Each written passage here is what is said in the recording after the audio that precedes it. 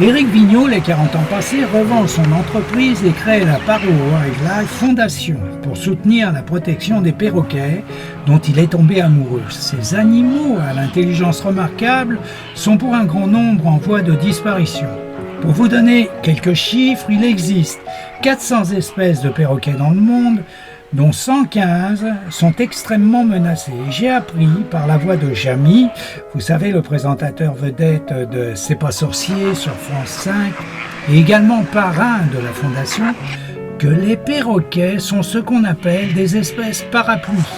C'est-à-dire qu'en les protégeant, nous protégeons une multitude d'espèces végétales et animales.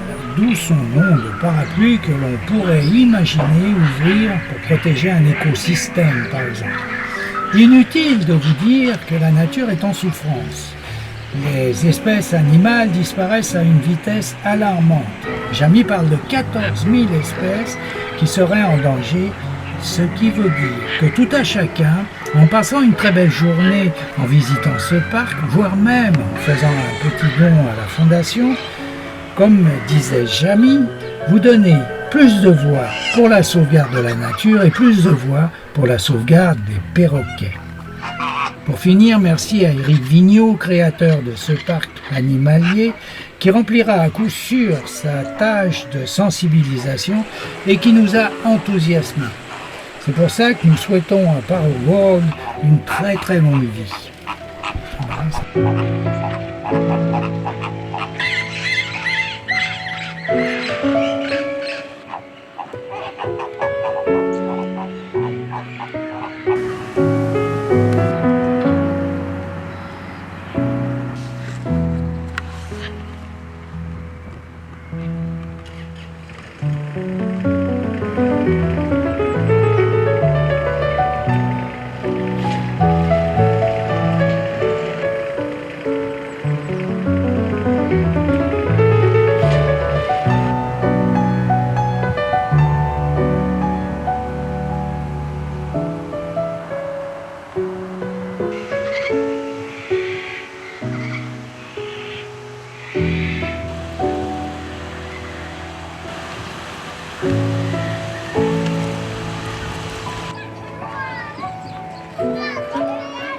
Certains se posent la question suivante.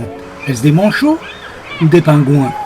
En anglais, le manchot se dit penguin, c'est-à-dire pingouin. Ce sont pourtant deux animaux très différents. Les manchots vivent dans l'hémisphère sud alors que les pingouins vivent dans l'hémisphère nord. Et le plus important, les manchots ne volent pas.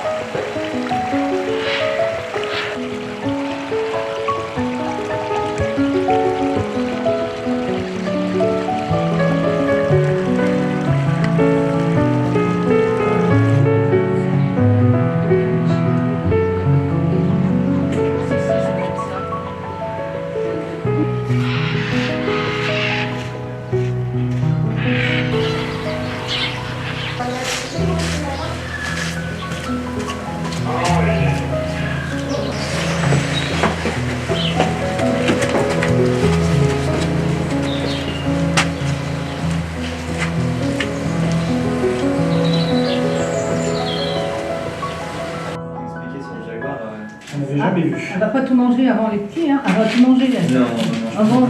Regarde bien. Regarde là. Puis là, vous avez la chance de pas être beaucoup, hein, il n'y a pas 300 personnes sur le parc, donc vous pouvez l'avoir de plus près. C'est mieux pour vous et pour les animaux. Donc. Tout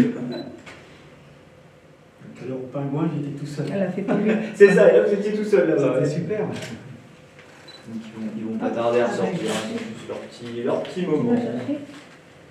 C'est pour ça qu'on a deux enclos, un enclos pour la maman et les bébés, quand le mâle est de l'autre côté, et du coup on échange assez régulièrement. Bah, à la naissance, le jaguar, on parle d'un animal qui à la naissance est aux alentours de 500-800 grammes, donc c'est un tout petit bout de peau. Voilà. C'est ça, là, c'est une photo incroyable avec le. C'est impressionnant. On est sur un super prédateur, un jaguar il est capable de chasser 90 types d'animaux différents, à peu près tout ce qui lui tient dessus là-dedans. Le seul animal qu'il n'est pas capable de chasser, c'est l'outre géante, on est juste au-dessus. Parce que la loutre géante, c'est un sacré carnassière aussi, il ne va pas s'y attaquer. Je vous explique pourquoi après à l'animation des loutres. Sacré animal. Ouais, donc aussi dangereux que ça peut. Ah oui, l'outre géante en tout cas, l'outre géante du Brésil, c'est du beau choix. Vous croisez un grand félin jaune avec des taches, vous appelez ça un léopard.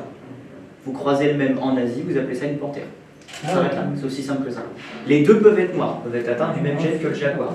Le jaguar, lui, il vit que en Amérique du Sud, ni en Afrique, ni en Asie. Et comme vous l'avez dit, il y a une différence de morphologie. Là, vous regardez, c'est petit, grosse tête, grosse patte, un petit peu vraiment voilà, armudré comme ça, pour être jaguar, une panthère et un léopard. Et un guépard. Je crois que c'est la forme des taches. L'histoire de taches, c'est vrai. C'est une histoire de taches. Qu'est-ce qu'il pourrait y avoir en plus d'une histoire de taches? Il y a l'histoire de taille, c'est vrai. L'histoire de corpulence.